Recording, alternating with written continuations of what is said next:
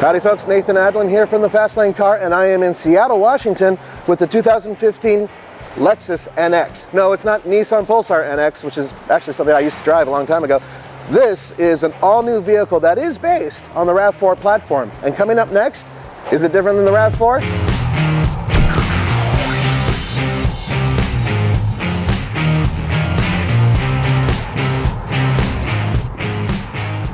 Now, the 2015 Lexus NX comes in several different flavors. There's a hybrid that you can get. There's the turbo, front-wheel drive, all-wheel drive, and in this, which is the F-Sport. Now, if you look at all those different trims and you put them together, you're basically talking about three unique and different vehicles. The question is it enough to take this to the next level and compete with the likes of the Audi Q5, which this is squarely aimed at?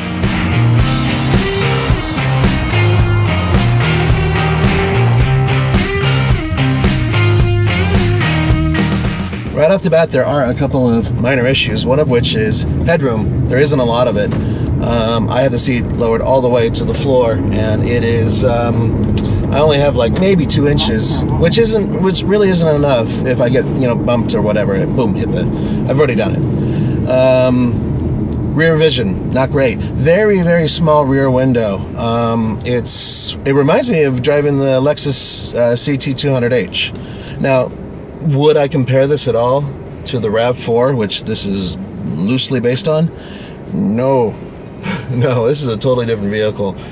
But the RAV4 also had those issues in terms of not a lot of headroom for being a crossover and not the best rear vision. So, those are issues. On top of all that, you have the idea in the back of your mind that this could be, just a more expensive RAV4. It's not. Well, at least 90% of it is not. According to the guys at Lexus, this vehicle has nearly 90% of its parts completely original, and that really it's just the platform that this vehicle is based on that shares with the RAV4. I'm inclined to believe them. This is a very different vehicle. I love the 2-liter turbo.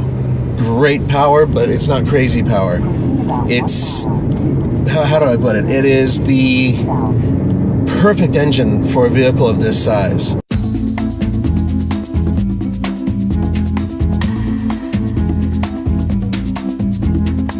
Notice anything different? This is a turbocharged Lexus engine. They haven't done that before. This one puts out 235 horsepower and 258 pound-feet of torque. It's hooked up to a 6-speed automatic transmission, which is either going to go to just the front wheels or to all 4 wheels, depending on the vehicle you get. Now, as it stands, this is a very gutsy little engine. It has a pretty good exhaust note too. And do you know why? Because, at least in the F-Sport, it actually has sound augmentation. That's right.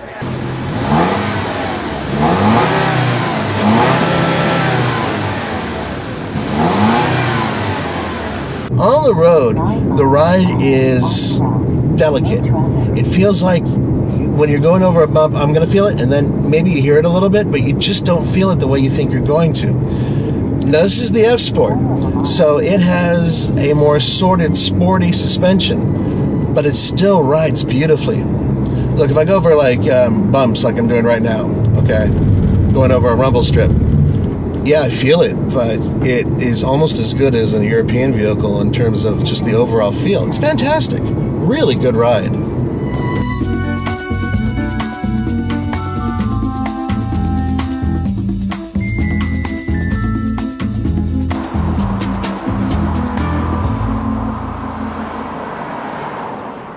This is one of the first times that I've actually seen Lexus jump ahead and say it's about style before it's about practicality, performance, or luxury. And that's exactly what they're saying about this vehicle.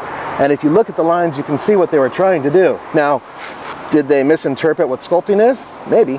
But more importantly, they were able to take what was a RAV4 and turn it into something that's actually kind of cool.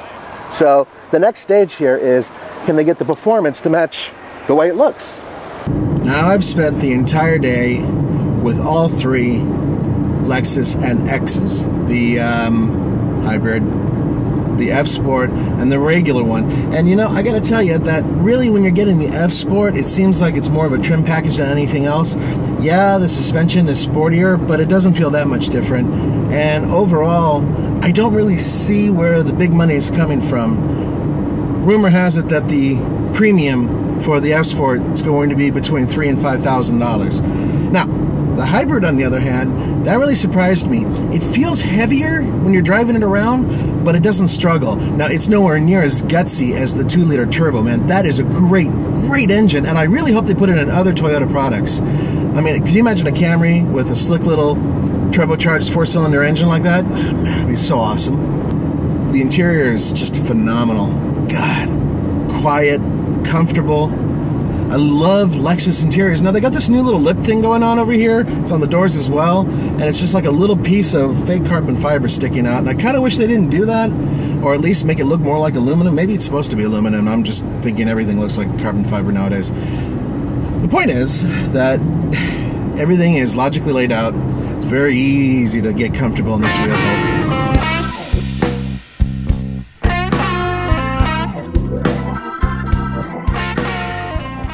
This is the hybrid power plant for the 2015 Lexus NX, and it's a 2.5-liter 4-cylinder engine that on its own puts out 154 horsepower and 152 pound-feet of torque. But if you combine it with the electric motor, you have a grand total of 194 horsepower, and that is pretty good.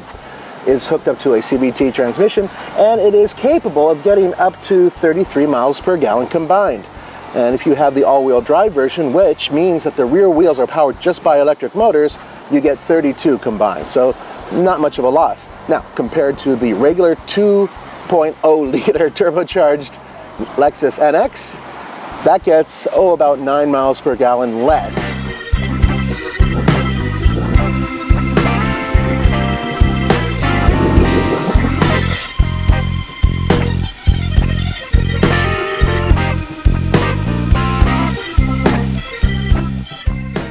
I think I figured out this car.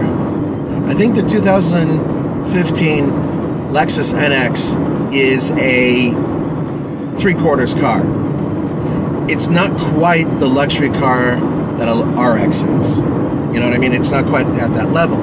And the person who buys this vehicle isn't at that level either. Somebody who makes, I think Lexus thought about $130,000, $140,000 a year, which really is not an extraordinary amount anymore. I'm not saying it's chump change. I'm just saying that, for a Lexus, being in that realm and being able to buy a vehicle that's probably going to cost pretty close to 40 grand when you're done with your options, well, that's not too bad. Now, does this mean that this is a better vehicle than the BMW X3? Interior-wise, I like it better.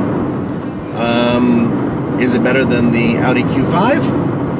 Roman and I really like the Audi Q5, especially because you can get it in a gnarly diesel. But this 2-liter turbo is a sweet little engine, and it's got a lot of oomph and a lot of spirit. Is it better than, say, the Cadillac SRX? Yes. Yes, it is.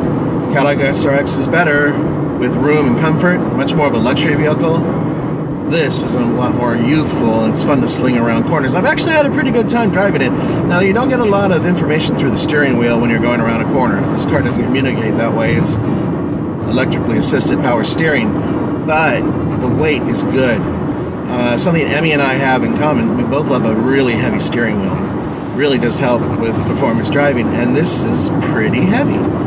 And it doesn't feel like it's a servo being controlled by another servo. In other words, it doesn't feel like it's all electrical going to the wheels. I actually feel like I'm in control, even though I'm not getting a lot of feedback.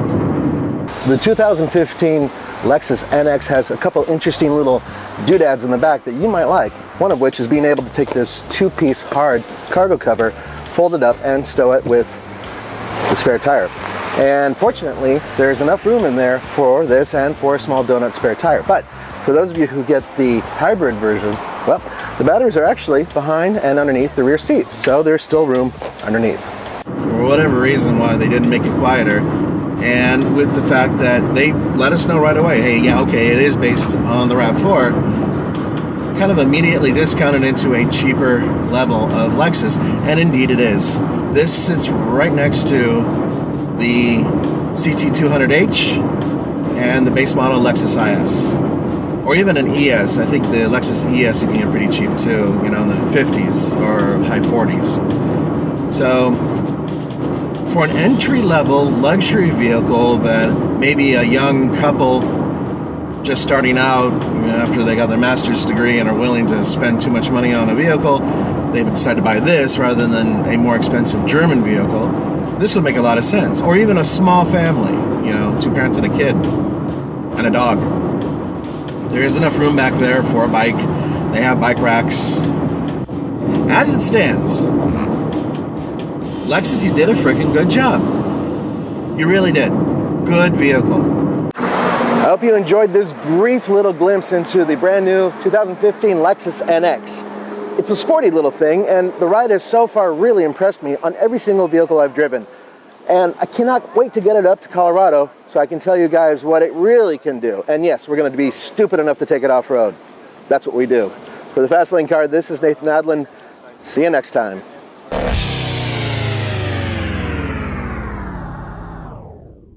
See that? Yeah. That's the good stuff. So Toyota, I have here a brand new $20 bill. And all I want to do is drive it for about 15 minutes. I won't even put it on video. Roman doesn't need to see this. And none of you out there really are that interested in the RC anyway, right? Okay, once again, $20 for a quick drive.